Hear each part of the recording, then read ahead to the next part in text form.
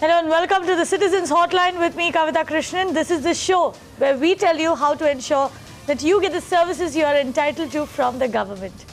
With me on the show today is Ashutosh Dikshit. Ashutosh is the CEO of the United Residents Joint Action Group, or URJA, which is a collective of resident associations based out of Delhi. Ashutosh, welcome to the show.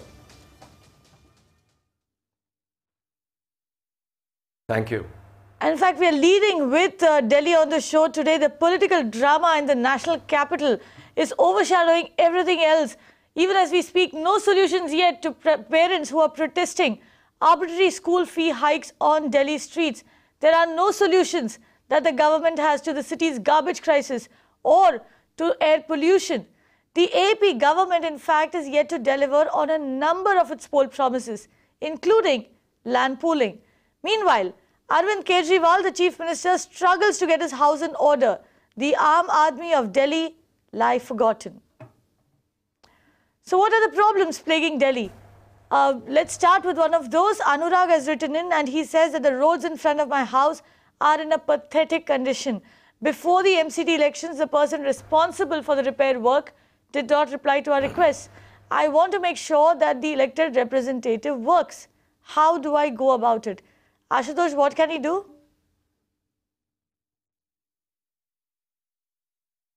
Well, the first thing he needs to do is to make out a written complaint and make that written complaint to his deputy commissioner of the municipal corporation, provided the road is under the municipal corporation. Now, Delhi is complicated. If the road is over 60 feet, he has to make a complaint to the PWD. But if it's a road less than 60 feet, he has to make a complaint to the the deputy commissioner of the zone that he is in. He must make out this written complaint. He must inform his resident welfare association. I'm sure one exists in that area. And not only that, he should ask his fellow residents, his neighbors, to make out similar complaints. Make sure that you put these complaints in writing and send them to the municipal officers. Post which, he should contact his councillor. Of course, he's been recently elected, the new councillor, and then bear pressure on him and request him to take his complaint further to the municipal corporation. The councillor does not fix the roads. The officers in the government and the municipal corporation do. Your councillor is your representative and he's meant to take your complaint to the municipal corporation. That is what you begin with. But I repeat, put your complaint down in writing and make sure it is received at the office of the municipal corporation. There is also an online portal. If it is operating in your area, you should be able to put your complaint on that too. Ashutosh, two questions from my end. One is, of course, how can Anurag figure out who that road comes under, whether it is the state government or whether it is the MCD? And the other one, of course, you said that he should write and he should follow up on the complaint. Now, in Maharashtra, we do have a Right to Services Act, which guarantees services within a period of time. Now, is there anything like that in Delhi as well? How much time should he actually give the municipal corporation to get back and to actually get the job done?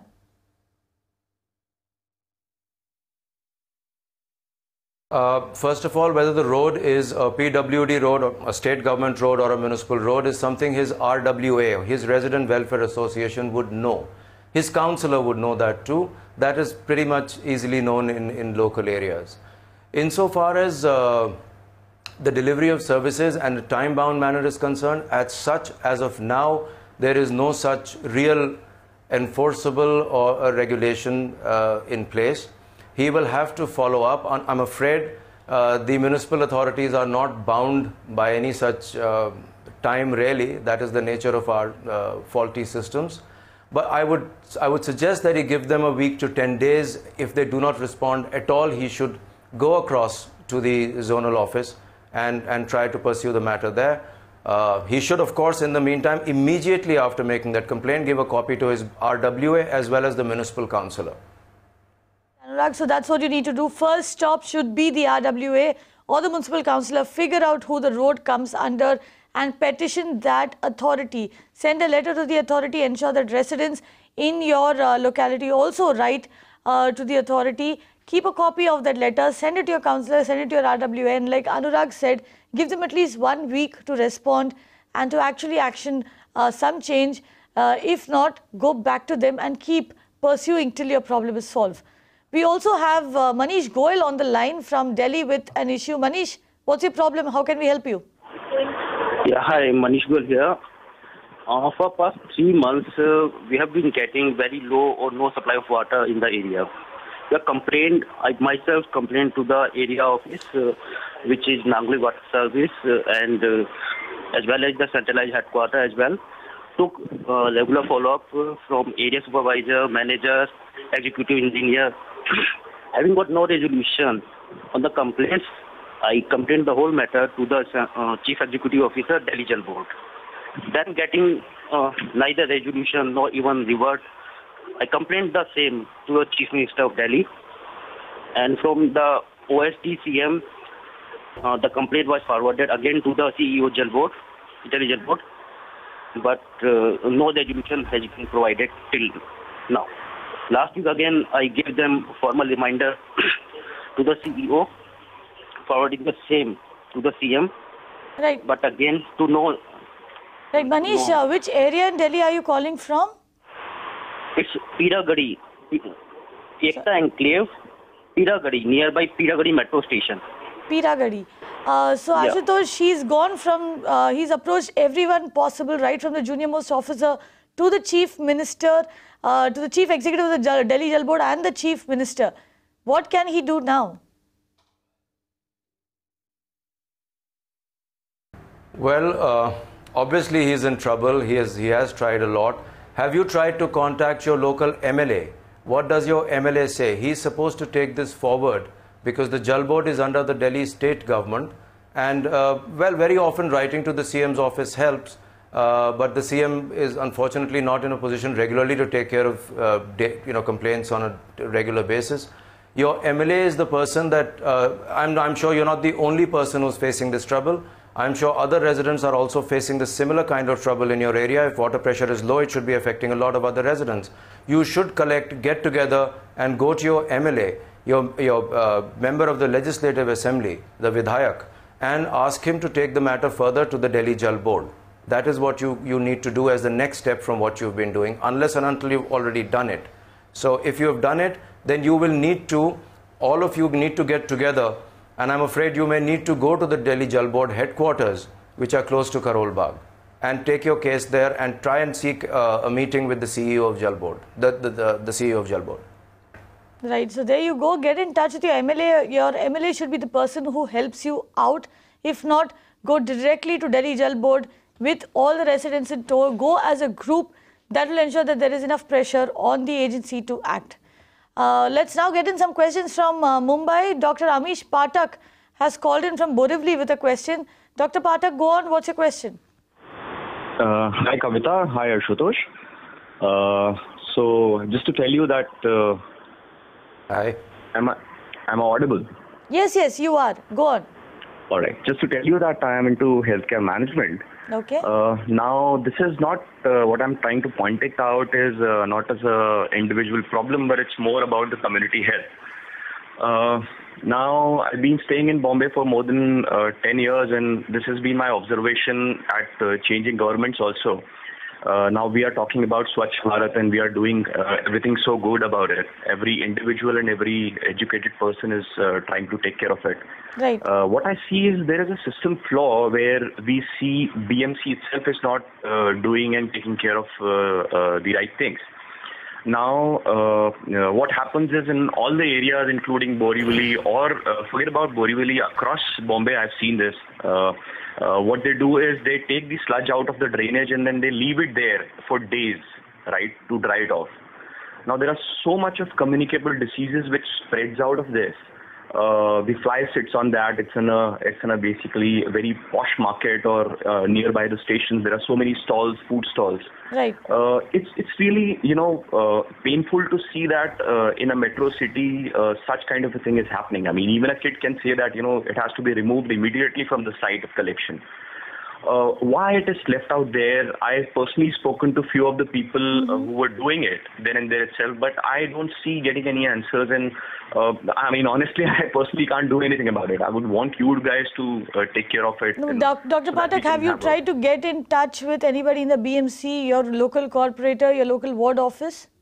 So what I did is when I was passing by through the BMC office, I tried going there and visiting there, and I happened to speak to them. But frankly speaking, they had no clue why they were doing such kind of a thing and why such kind of a process is there. I think there are two different people who are involved in there are two cleaning different groups, two different contractors, in fact. And Ashutosh, this is a very, very common problem. This is something that we see in Mumbai year after year, especially just before the monsoon when they are desilting the drains. And it actually is a mockery of that entire operation, of that entire exercise, because once the rains come, all of this just washes back into those drains which were desilted in the first place.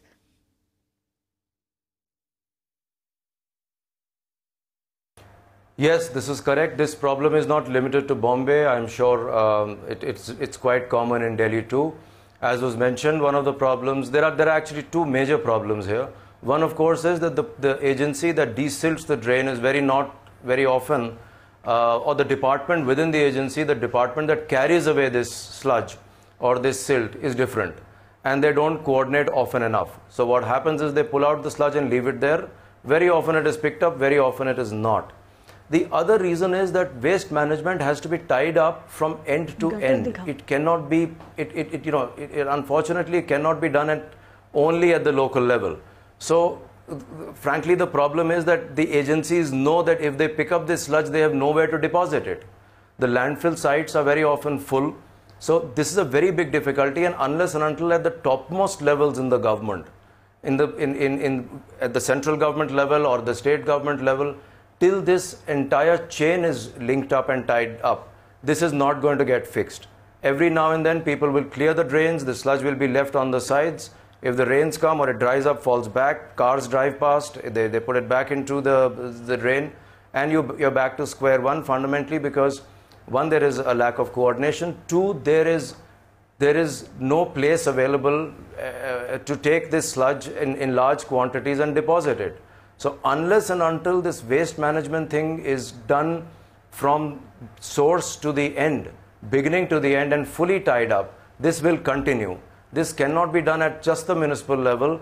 It requires a very concentrated and concerted effect by all the entire state machinery to be able to find a solution at each level.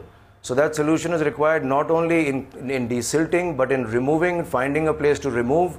And if there is no place, finding out what to do with this sludge, whether to recycle it into low strength blocks, or there are several ways to do this.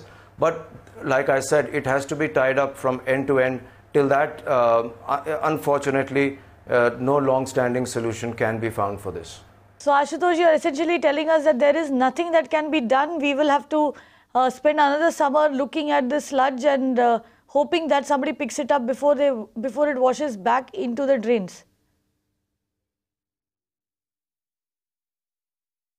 Yes, I am saying that. I am saying that you may get a temporary respite.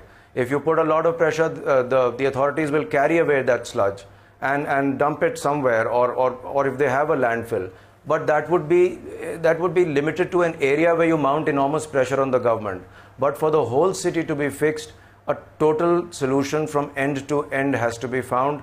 Unless and until governments do that, it is not going to happen. That is the reality. I could say nicer things, but that's not the way it's going to happen.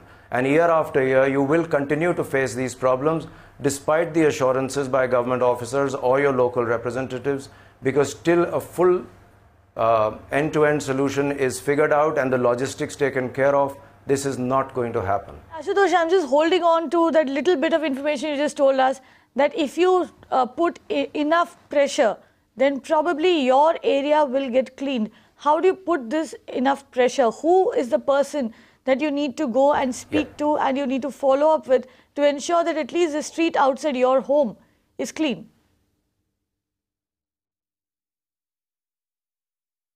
Well, one of the things that we are finding lacking in the citizenry is the inability to get together as a community to bear pressure. So it is always a very small number of individuals who keep trying to do this. But unfortunately, communities on a regular basis, there may be that odd day when everybody gets angry and steps out and holds a dharna. But to consistently, regularly demand as a collective, as a group, to write to the government, to keep writing is important. I keep on repeating that because very often there is no record in the government that this problem is in an area. So as far as their paperwork is concerned, it's clear. So if it's a local area, I would urge the residents, I would urge the gentlemen to get together, try and get more and more people together, because it is only in the force of numbers and repeated show of numbers that the government would listen. And then, of course, your area is likely to get the benefit of that.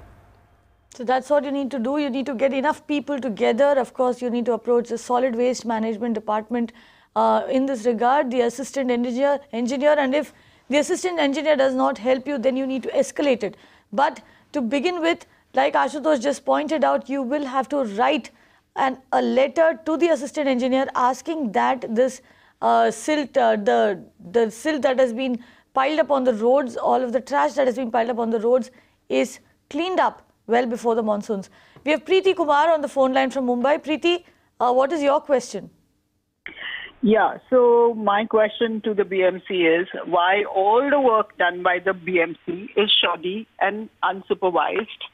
Every year, complaints and media coverage have no impact on BMC. Are they above law? I want accountability. Is the government listening?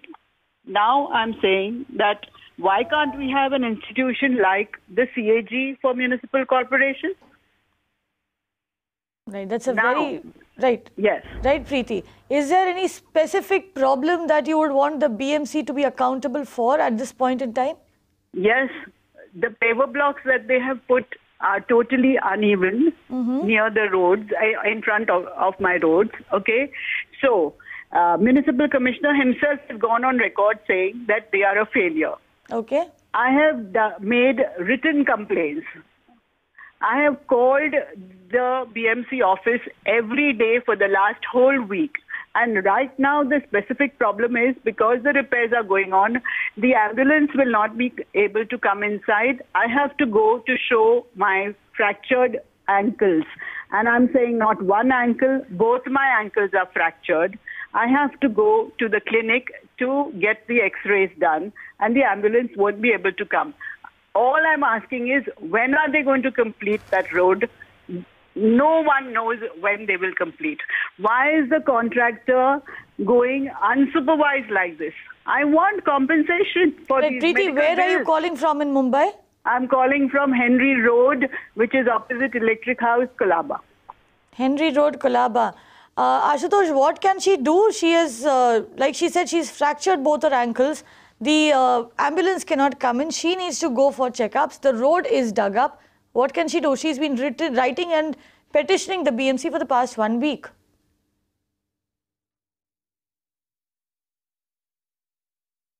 Well, I guess this is a difficult thing to answer because the officers in the municipal corporation are not answerable to the public. They're answerable to the government. So at best she can do is, the only person who's answerable really is the person you elected, because you have the ability to vote him out the next time. You have no power over the officers and you can really do not much. Is to move your elected representative, talk to him, ask him for help, and ask him to take your case to the government. You could, of course, take legal remedies, but that's a very long drawn process and it's unlikely to be of any help to you in the short run. Yes, unless and until you are able to move a court as a PIL and ask them to intervene. If the court does happen to do that, then of course action may be taken immediately. So these are the options that you have. Unfortunately, there is not much that you'll be able to do directly with the officers because they are not accountable to you. Your elected representatives are.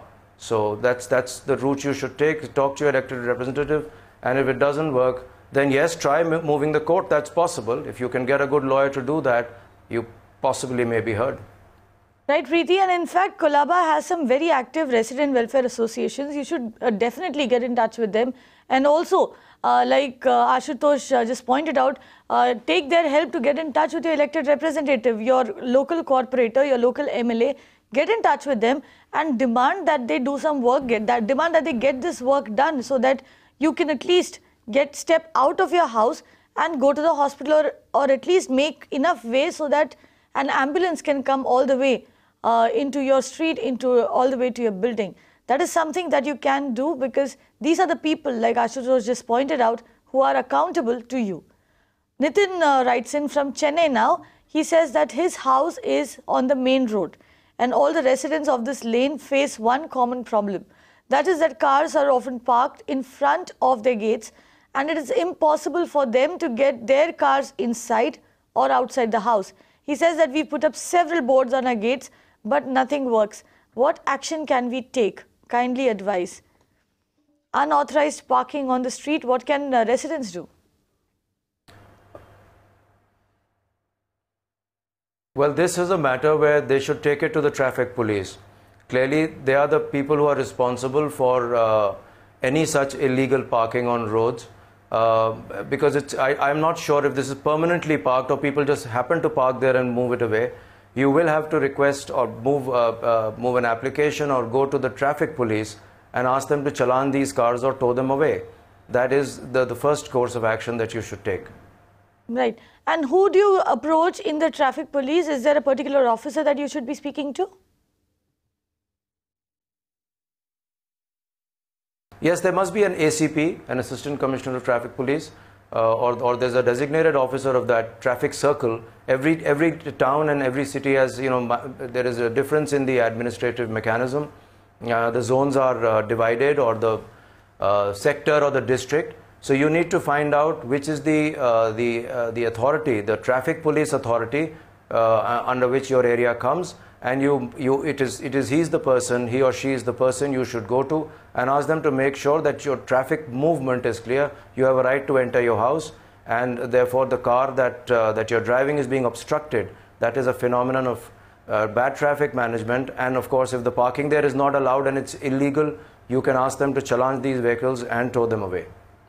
So there you go, Nitin. Figure out the zone that your area is located in and get in touch with the officer in charge of the zone. The traffic police is the agency that you need to get in touch with to solve this particular issue.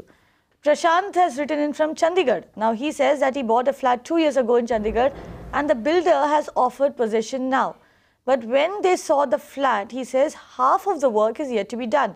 When we asked the same question to the builder, he said that we can move in as most of the work is done. What should they do? Should they move in or not? No, he should not move in, not at all. He should first make out a list of what all is not done. What is the deficiency in service? He should take photographs. He should make a clear table in as much detail as possible as of the incomplete work, pointing out the deficiency in service. This is important. He must have photographs on a record. Also, he must make a good, clean table showing the difference between what was promised and what is currently there. He should then, the new Real Estate Regulatory Act has come into play. At this moment, I'm not sure if the state if Chandigarh has the regulator ready. That may take some time, but he should then be able to move the regulator. As soon as the regulator is in place, there would be an adjudicating officer there who will take cognizance of his complaint, who would take note of it, and he's advised to give a decision, I think within 60 days, if possible. That's not mandatory, but he should try to do that, is what the Act provides for. So it's important that he chronicles, he writes down, he makes a clear table and photographic proof of the deficiency in service. That is important. He should not move in, and he should send a letter showing and pointing out these deficiencies to the builder. Right, and of course the other thing that you can do while you wait for the regulator to be implemented and rolled out, what you can of course do is also approach the consumer forum, because this is a service. This is a product that you're buying from the developer and there is clear deficiency of service, like Ashutosh just told you. So you can actually take the legal route as well. With that, of course, we come to an end of this episode of Citizens Hotline. Ashutosh Dikshit, thank you very much for coming in. Right, Ashutosh? Thank you for coming in and answering all those questions. And if you have any questions related to civic issues, whether it is water problems, sanitation, potholes, or even getting a basic identity cards and papers from the government, call, write in, personally tweet to me, and we'll make sure that all your questions are answered. Thank you for watching.